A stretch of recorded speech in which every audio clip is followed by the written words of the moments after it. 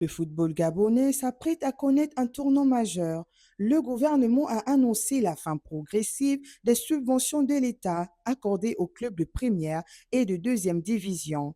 Dès la prochaine saison sportive, l'annonce a été faite par le ministre de la Jeunesse et des Sports, Paul Ulrich Kessani, lors d'une réunion de travail avec les responsables de la Fédération gabonaise de football, de la Ligue nationale de football et les représentants des clubs. Alors, il faut dire que la question liée à la suppression de la subvention au club est une question qui a longtemps fait l'objet de débats. Il faut dire que l'État, ayant remarqué que les clubs étaient souvent essoufflés, avait mis en place un moyen de subventionner les clubs.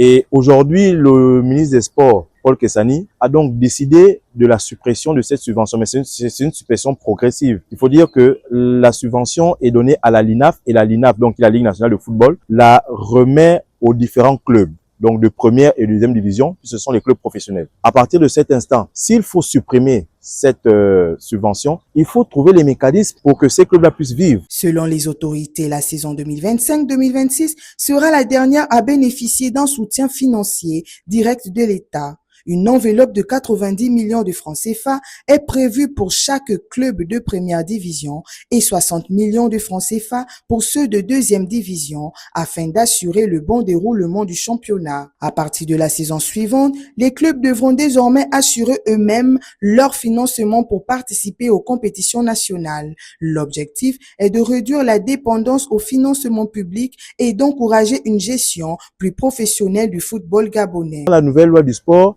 les associations sportives ont changé de statut. Donc, ce ne sont plus de simples associations sportives, ce sont désormais des sociétés à caractère sportif. Il faut dire qu'on a injecté énormément d'argent depuis quasiment 2014 jusqu'à 2026. Ça fait plus de 12 ans. Il n'y a pas eu de rentabilité. Ça n'a pas été rentabilisé.